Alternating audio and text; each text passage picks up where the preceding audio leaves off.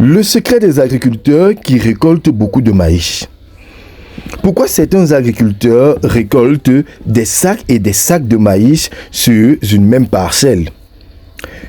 Pendant que d'autres travaillent dur toute la saison pour finalement avoir une faible récolte.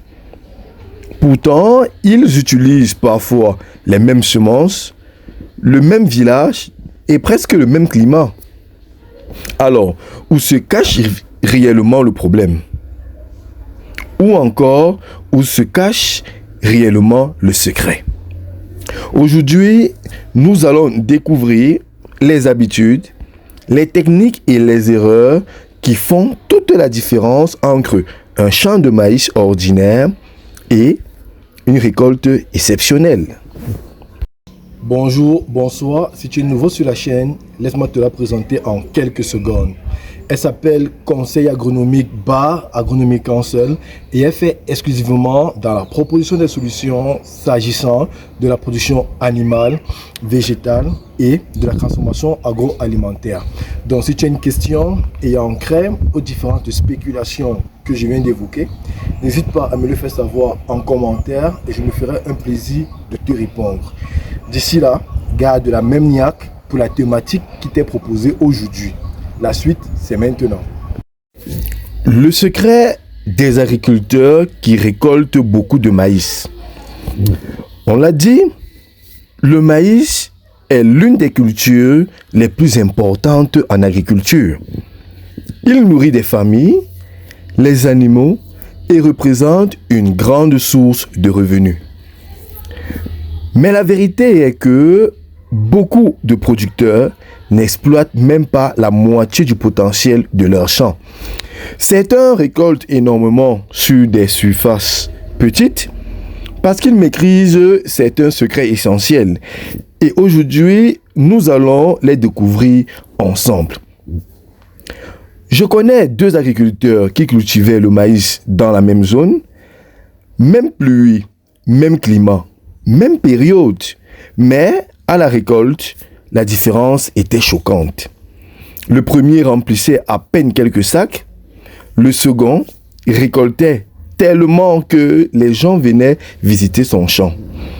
Tout le monde pensait qu'il avait utilisé une magie spéciale, mais en réalité, il appliquait simplement les techniques que beaucoup négligent. C'est là que j'ai compris une chose. En agriculture, ce ne sont pas toujours ceux qui véritablement maîtrisent ou travaillent le plus qui récoltent le plus, mais ceux qui appliquent les bonnes méthodes. S'agissant des bonnes méthodes, il faudrait comprendre quelque chose. Le premier paramètre ici à mettre en exergue est le choix du terrain. La base de tout. Le maïs aime les sols fertiles, riches en matière organique et bien grainés. Un mauvais terrain limite la croissance dès le départ. Donc, avant de s'aimer, les grands producteurs préparent correctement le sol, éliminent les mauvaises herbes et améliorent la fertilité. Et ceci, un bon rendement commence toujours sous la terre. Second point, c'est la qualité de la semence. Les bonnes semences font bien sûr la différence. Et voici une erreur fréquente.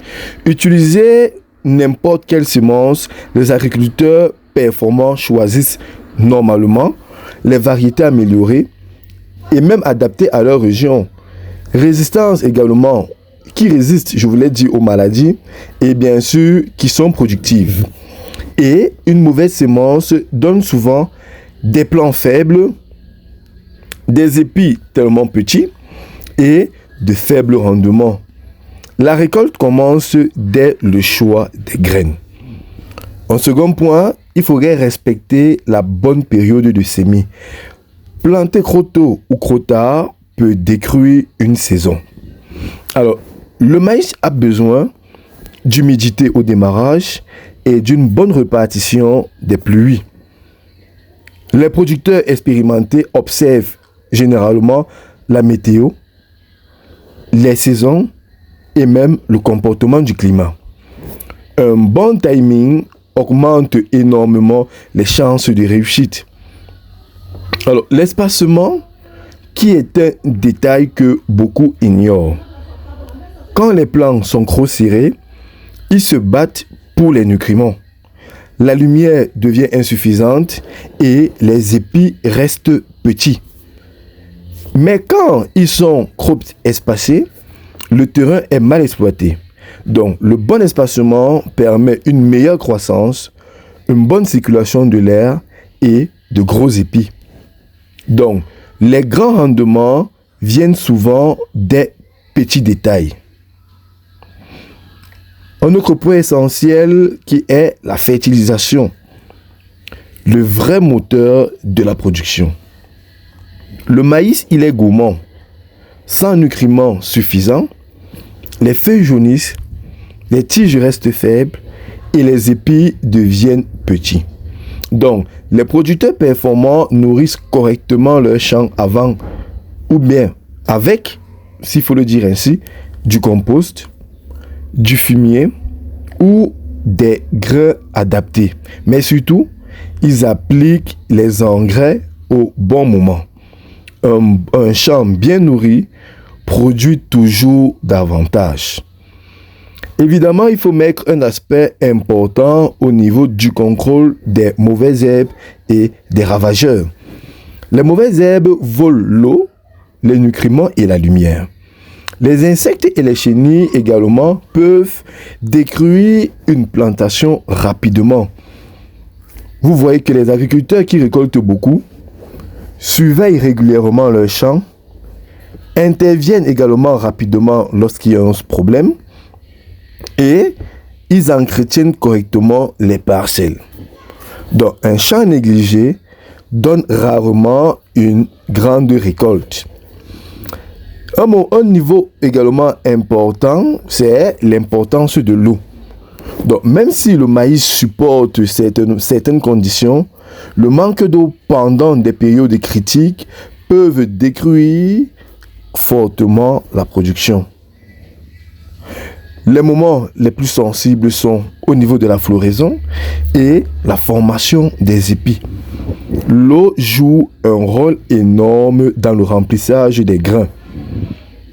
La discipline et le suivi quotidien font partie également des éléments importants. Et voici même le véritable secret des grands producteurs. Ils suivent leur champ sérieusement. Ils observent généralement les feuilles, les insectes, la croissance et les anomalies. L'agriculture récompense ceux qui sont attentifs. Et les gros rendements viennent rarement du hasard. Alors, quel est le secret des agriculteurs qui récoltent beaucoup de maïs? Ce n'est pas seulement la chance, mais c'est l'ensemble de préparation, la qualité de la semence, le bon timing, la fertilisation et bien sûr le suivi rigoureux.